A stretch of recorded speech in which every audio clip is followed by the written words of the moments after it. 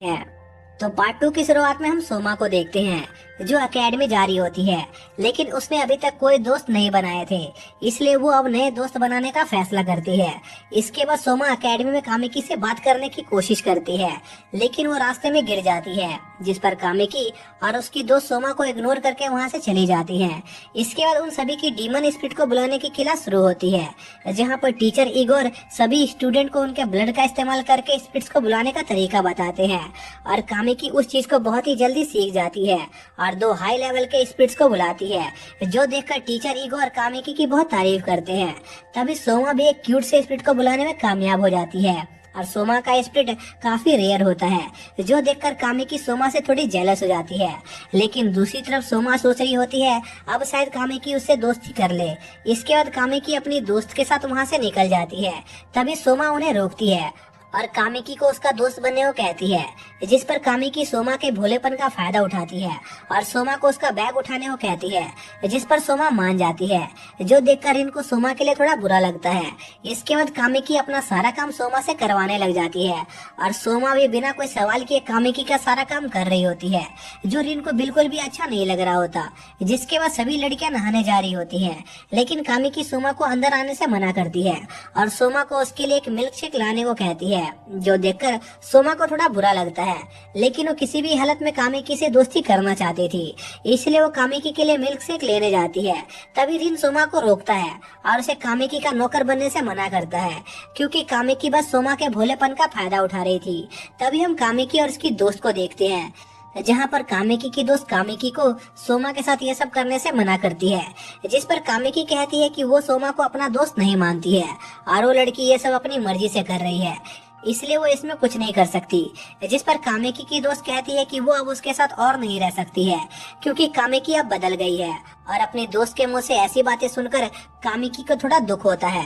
तभी उन पर एक डीमन हमला कर देता है और उन लड़कियों के चिल्लाने की आवाज रिन भी सुन लेता है और वो जल्दी से उनकी मदद करने जाता है। तभी हम कामिकी और उसकी दोस्त को देखते हैं, जहाँ पर वो डीमन कामिकी की दोस्त को घायल कर देता है, जिस पर कामिकी अपने डीमन को बुलाती है। लेकिन तभी कामिकी को उसकी दोस्त की बात याद आती है कि वो अब उसकी दोस्त बनकर नहीं रहना चाहती है, जिससे कामिकी का दिल कमजोर हो जाता है और कामिकी के डीमन उसी पर हमला कर देते हैं। लेकिन सही टाइम पर रिन आकर कामिकी को बचा लेता है। इसके बाद रिन उस डीमन से लड़ने को तैयार हो जाता है, लेकिन वो अपनी शक्तियों का इस्तेमाल कामिकी के सामने नहीं कर सकता था, इसलिए वो बिना पावर यूज किए उस डीमन से लड़ने लगता है। लेकिन वो डीमन रिन पर भारी पड़ रहा होता है। तभी वो डीमन रिन को बताता है कि वो ये सब किसी के कहने पर कर रहा है। इसी दौरान हम सोमा को देखते हैं, जो अपने डीमन का इस्तेमाल करके एक हीलिंग आइटम बनाती है और उससे कामिकी की दोस्त को ठीक करने लगती है। इसके बाद हम रेन को देखते हैं, जो अपनी पावर इस्तेमाल करने ही वाला होता है, लेकिन तभी यूकियो वहाँ पर आ जाता है और उस डीमन को वहाँ से भगा देता है। इसके बाद कामिकी रोने लग जाती है, क्योंकि वो अपनी दोस्त की मदद नहीं कर पाई थी, जिस पर रिन कामिकी को अपना कपड़ा देता है और उसे ऐसे रोने से मना करता है। इसके बाद हम उसी डीमन को देखते हैं, जो टीचर इगोर के लिए काम कर रहा था, जिसके अगले दिन कामिकी अपने दोस्त से मिलने आई होती है। तभी उसकी दोस्त कामिकी को बताती है कि वो अब एक्सोर्सिस्ट नहीं बनना चाहती है, क्योंकि उसे ये चीज पसंद नहीं आ रही और न ही उसमें इतनी हिम्मत है कि वो उन डीमन से लड़ सके। जो सुनकर कामिकी को थोड़ा बुरा लगता है, क्योंकि वो अब अकेली पड़ जाती। जिसके बाद उन सभी की क्लास शुरू हो जाती है, जहाँ पर कामिकी और सुगारो की किसी बात को लेकर बहस हो जाती है और रिन उनकी लड़ाई छुड़वाने की कोशिश करता है। लेकिन तभी यूकी उन सभी को लड़ते हुए देख लेता है और उन्हें एक पनिशमेंट देता है, जिसमें उन्हें एक बहुत ही भारी स्टोन अपने पैरों पर रखना था और उन्हें तब तक करना था जब तक वो सब मिलकर काम करना ना सीख जाए। जिसके बाद यूकियो वहाँ से चला जाता है। तभी वहाँ की लाइट चली जाती है और लाइट जाते ही वहाँ पर एक गोल्ड डीमन आ जाता है, जो उन पर हमला करने वाला था। जिस पर सोमा अपने डीमन से उस डीमन पर हमला करने को कहती है, जिस पर सोमा का डीमन उस डीमन को अपने टहनियों के ट्रैप में फंसा देता है, जिससे उस मॉन्स्टर की बॉडी के 2 टुकड़े हो जाते हैं। तभी रिन देखता है कि वो डीमन अपने दोनों टुकड़ों से वापस से रिजनरेट हो गया है और उन टहनियों के ट्रैप को तोड़ रहा है। जिस पर रिन उन टहनियों के अंदर जाकर उस डीमन से लड़ने का फैसला करता है, क्योंकि वो अपनी शक्तियों का इस्तेमाल अपने दोस्तों के आगे नहीं कर सकता था, क्योंकि इससे रिन के दोस्तों को पता चल जाता कि रिन एक डीमन है।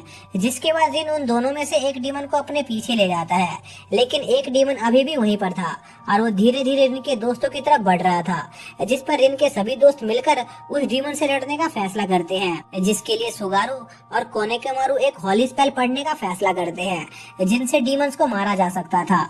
जिसके बाद रिन उस जगह की लाइट को ऑन करने की सोचता है, क्योंकि रोशनी की वजह से गुड्स डीमंस कमजोर हो जाते हैं। लेकिन तभी वो डीमन रिन पर हमला कर देता है, जिस पर रिन अपनी पावर यूज करने लगता है। तभी उसे टीचर इगोर दिखाई देते हैं, जो उस डीमन से रिन को जान से मारने को कहते हैं। जिस पर रिन अपनी स्वॉर्ड इस्तेमाल करके उस डीमन को जान से मार देता है, और अपने डीमन को मरता देखकर वो टीचर वहाँ से भाग जाता है। जिसके बाद हम रिन के दोस्तों को देखते हैं, जो अभी भी उस डीमन से लड़ रहे होते हैं, और कामेकी अपने डीमंस का इस्तेमाल करके उस डीमन को कमजोर कर रही होती है। लेकिन वो डीमन बहुत ही ज्यादा पावरफुल था और वो सुगारू को जान से मारने वाला था।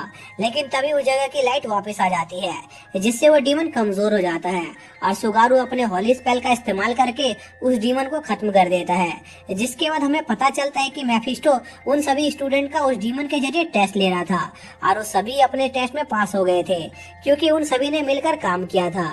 जिसके बाद सभी स्टूडेंट मेडिकल डिपार्टमेंट में होते हैं, क्योंकि उन सभी को थोड़ी बहुत चोटें आई थी। इसी दौरान हम यूकियो को देखते हैं, जो इगोर से पूछता है कि आखिर उसने रिन को मारने की कोशिश क्यों की। जिस पर इगोर कहता है कि वो तो बस रिन की पावर को चेक कर रहा था। जो सुनकर यूकियो इगोर से कहता है कि वो जानता है कि इगोर रिन का टेस्ट नहीं ले रहा था, बल्कि उसको मारने की कोशिश कर रहा था। इसलिए यूकियो इगोर से अगली बार रिन के साथ ऐसा कुछ करने से मना करता है, नहीं तो वो उसे छोड़ेगा नहीं। जो सुनकर इगोर वहाँ से चला जाता है। जिसके बाद रात में इगोर रिन को मारने की कोशिश करता है, लेकिन वो देखता है कि रिन अपने बेड पर नहीं है। तभी यूकियो इगोर को बताता है कि उसने पहले ही रिन को यहाँ से हटा दिया था। इसी दौरान हम रिन को देखते हैं, जिसे सोमा उठाती है, क्योंकि यूकियो ने रिन को सोमा के पास छोड़ दिया था। तभी उन्हें किसी के लड़ने की आवाज आती है, जिस पर रिन उस तरफ जाता है। इसके बाद हम देखते हैं कि यूकियो इगोर से लड़ रहा होता है। तभी इगोर अपने ब्लड से एक बहुत ही पावरफुल डीमन को बुलाता है, जो यूकियो पर हमला करने लग जाता है और उसे बहुत घायल कर देता है। तभी वहाँ पर रिन आ जाता है, जो उस डीमन को मार देता है, और इगोर से पूछता है कि आखिर वो उसे मारना क्यों चाहता है। जिस पर इगोर बताता है कि 16 साल पहले डीमन किंग सैटान ने उसकी बॉडी पर कब्जा कर लिया था, और उसी के हाथों उसकी पूरी फैमिली को जान से मार दिया।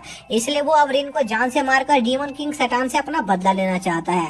तभी इगोर रिन को अपने एक अटैक से घायल कर देता है। जिस पर रिन इगोर से कहता है कि अगर तुम्हें मुझे मारकर खुशी मिलती है तो तुम मुझे मार सकते हो। जो सुनकर इगोर थोड़ा चौंक जाता है, क्योंकि उसने पहले कभी किसी डीमन के मुंह से ऐसी बात नहीं सुनी थी। इसलिए उसे रिन थोड़ा अलग लगता है, और वो रिन को बिना मारे वहाँ से चला जाता है।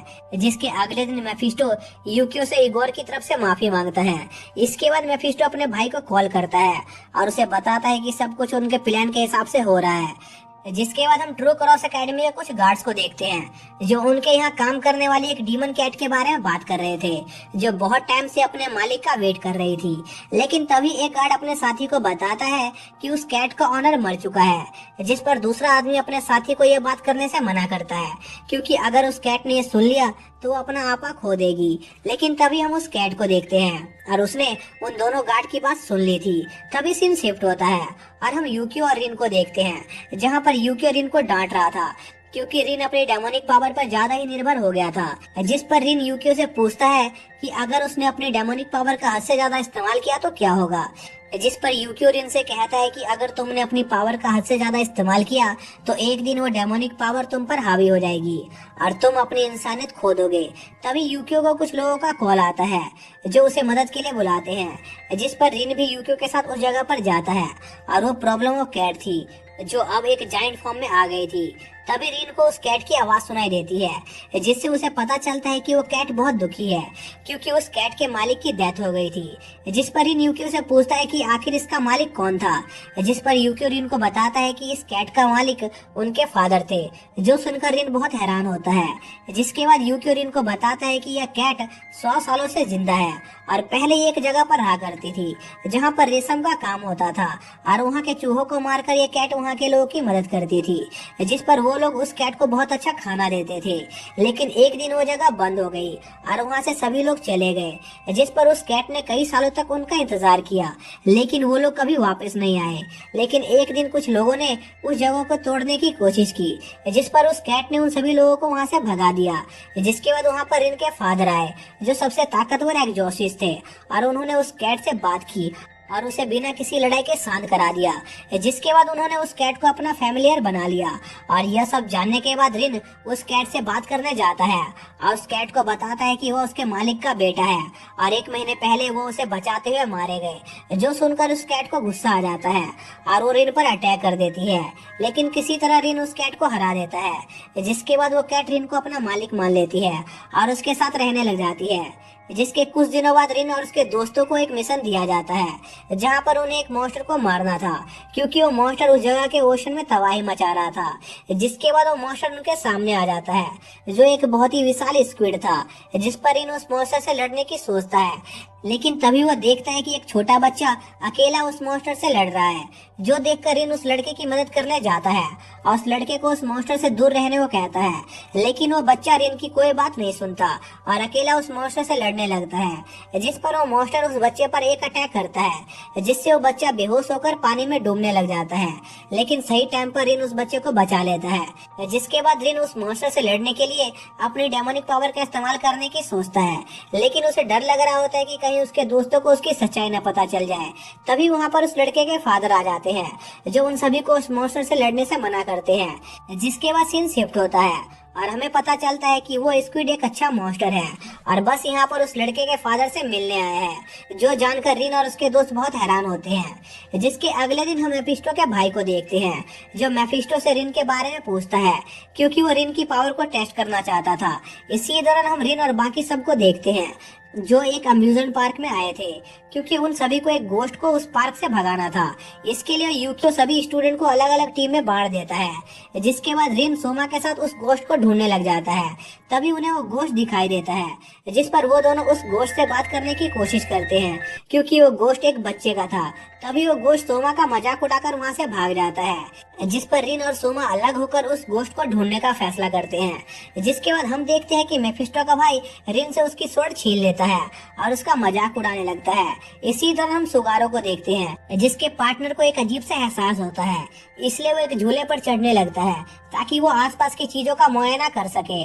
और दूसरी तरफ सोमा उस बच्चे की स्पीड को पकड़ने की कोशिश करती है, लेकिन वो बच्चा सोमा के साथ बस खेलने की कोशिश कर रहा था, जिस पर सोमा उस बच्चे के साथ खेलने का फैसला करती है। इसी दौरान हम रिन को देखते हैं जो अमानो से अपनी स्वॉर्ड वापस लेने की कोशिश करता है, लेकिन अमानो रिन को नीचे गिरा देता है और उसे मारने लग जाता है, जिससे रिन को बहुत गुस्सा आता है और वो अमानो पर आसपास की चीजें फेंकने लग जाता है और उनमें से एक चीज सोमा पर गिरने वाली होती है, जिससे वो डर कर चिल्लाने लगती है। तभी रिन को सोमा की आवाज सुनाई देती है, जिस पर रिन उसे बचाने की कोशिश करता है और गलती से अपने एक नई टेक्निक का इस्तेमाल करके सोमा को बचा लेता है। जिसके बाद वो स्पिरिट वहाँ से गायब हो जाती है, क्योंकि उसे सोमा के साथ खेलकर मुक्ति मिल गई थी। जिसके बाद अमानो रिन को अपने पैरों के नीचे दबा देता है और उसके ही सामने उसकी स्वॉर्ड को तोड़ने वाला होता है, लेकिन तभी वहाँ पर रिन की क्लास का एक स्टूडेंट आ जाता है जो अमानो पर अटैक करता है और इनको बचा लेता है, जिस पर अमानो रिन को उसकी स्वॉर्ड देकर वहाँ से भाग जाता है, जिस पर वो लड़का उसका पीछा करता है। जिसके बाद रिन के पास एकी और सोमा भी आ जाते हैं। तभी वहाँ पर वो लड़का आता है और वो अमानो को पकड़ नहीं पाया था, जिसके बाद वो लड़का अपनी ड्रेस निकाल कर फेंक देता है और हमें पता चलता है कि वो लड़का नहीं एक लड़की है और उसका नाम कीरा है और वो एक हाई रैंक एग्जॉर्सिस्ट है जो जापानीज एग्जॉर्सिस्ट एकेडमी को चेक करने आई है। जो जानकर रिन और यूकियो बहुत हैरान होते हैं और इसी के साथ ये पार्ट यहीं पर खत्म हो जाता है। तो दोस्तों, अगर आप लोगों को इसका अगला पार्ट देखना है तो